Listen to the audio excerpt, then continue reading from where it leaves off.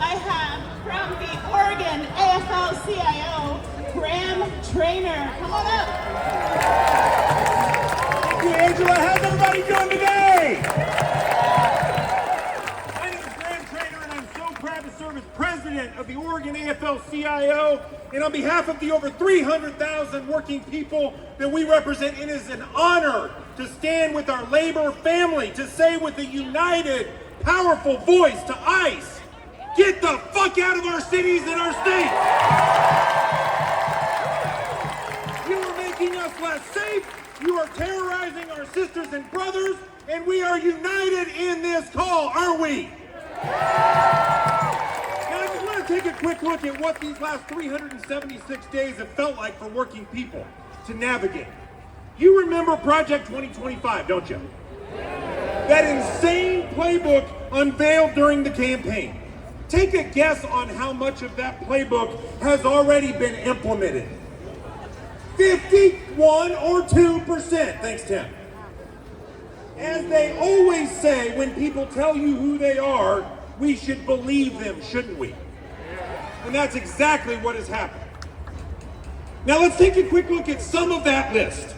In addition to being the biggest union buster in United States history, with his attacks on federal workers and their unions, and stealing health care and food assistance from millions of working class people, and canceling billions of dollars in investments in clean energy projects, and ramrodding the largest transfer of wealth from working people to billionaires in American history through Congress.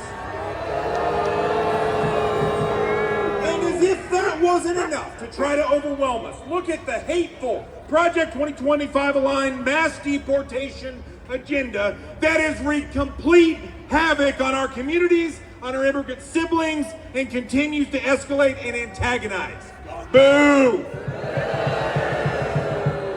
Now, given the collective trauma and rage that we're all experiencing from the recent murders at the hands of federal agents in Minneapolis, of Renee Nicole Good, a mother of 3 who loved to write poetry, and Alex Jeffrey Preddy, a VA intensive care unit nurse and union brother just last weekend. I'd ask that you join me in a brief moment of silence to honor their lives.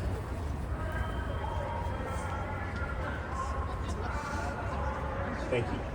Now, one of the things that I would say has made me quite hopeful in the midst of this insanity comes from the people of Minneapolis, and in particular, the Minnesota labor movement. Seeing tens of thousands of Minnesotans come together peacefully and powerfully to say with a united voice that this administration's horrific operation must end. Give it up for the Minnesota labor movement. Rapid response networks, neighborhood by neighborhood, looking out for one another and those being targeted by these operations. Seeing the labor movement lead in such a powerful and timely way. It's truly been inspired.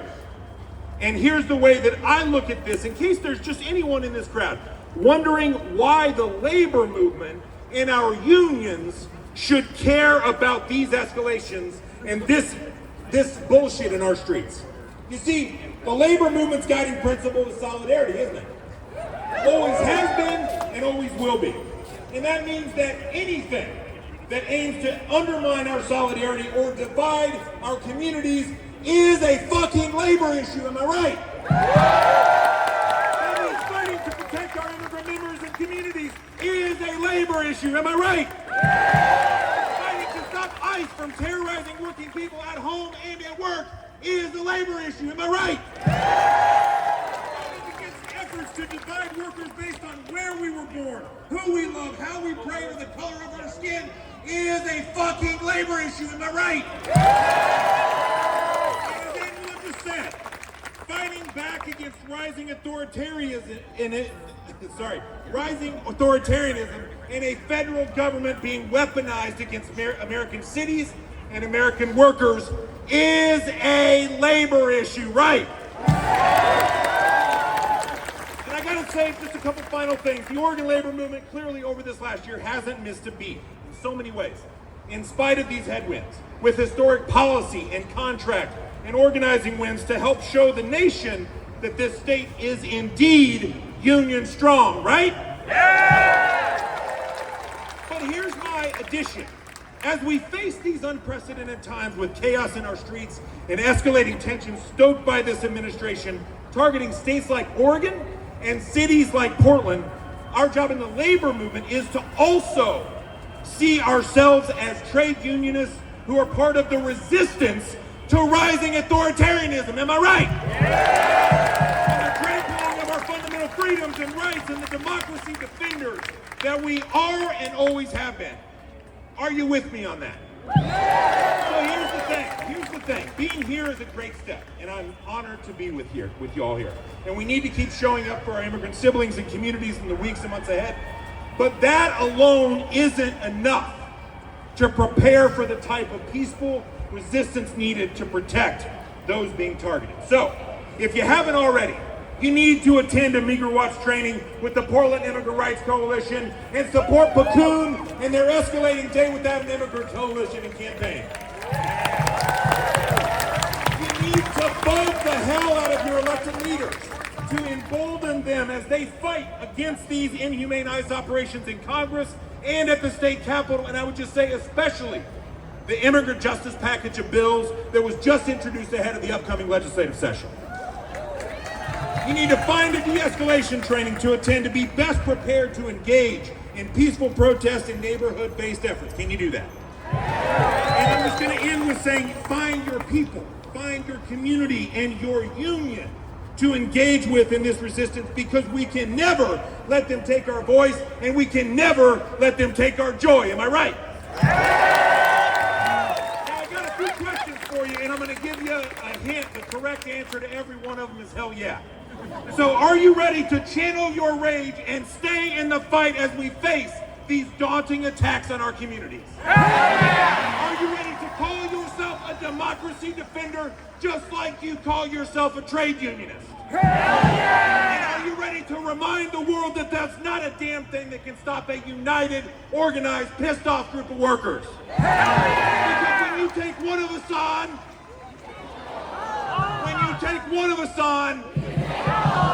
solidarity forever.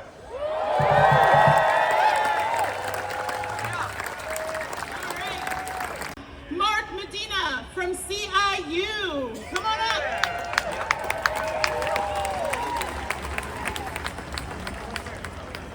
It's always really wonderful to see someone so passionately giving a speech like that, except when I have to follow it. So give it a shot. This is a huge crowd of people here. I am so excited and happy to see every one of these union banners, every single union member here wearing your shirts proudly. And it's an amazing thing to see in this largely white city, to see the amount of solidarity that you have with our brothers and sisters in the community, in the Hispanic community and the immigrant community. So one, I just want to say, Portland, thank you so much for showing up and showing out today. So a little bit about this. This is a little personal for me. So I grew up in Boyle Heights, East Los Angeles. It's the Mexican part of Los Angeles. Are you familiar with that area? A lot of people from Boyle Heights, it seems like. So I grew up with immigrant community members, immigrant neighbors, immigrant family members. I know what it feels like to feel like there's no one watching when the police beat you down. I know what it feels like to see your neighbors be dragged down to the streets by ICE officers. I know how it feels like to feel like you were part of a community that no one listens to or that is the last to be fed. And I know that right now there is a ton of people here for the first time starting to get involved in their union and in this movement. I want to say there are going to be politicians and there are going to be people in society that are going to want to push you to a position of moderation when it comes to ICE. Are people here prepared to be moderate on the abolition of ICE? No! Are people here prepared to shrink back from their moral responsibility to stand up for what's right? No! There's a lot of things I would like to say to you all, but one of them, chief among them, is We're seeing what happened in Minneapolis, the large amount of workers involved in that action. We're going to need more in the future. To see the amount of support that's here is incredible. We're going to see in the months to come even more. Turn out your co-workers, talk to your neighbors, talk to anyone you can. Get organized, get ready to fight. Do not consider yourself or your union to just be participants in history. To not just be witnesses to history, be a participant in it. You have the opportunity to change the future and make one that is just, make one that is humane, and make one that includes your immigrant brothers and sisters. Right now, the labor movement, unfortunately, only represents around 10% of the working class here in the United States. That's an unfortunate reality. With the amount of power that we hold, we understand our limitations. But we should take that as a lesson for ourselves and a challenge in the years to come. Organize the remaining 90% for a general strike.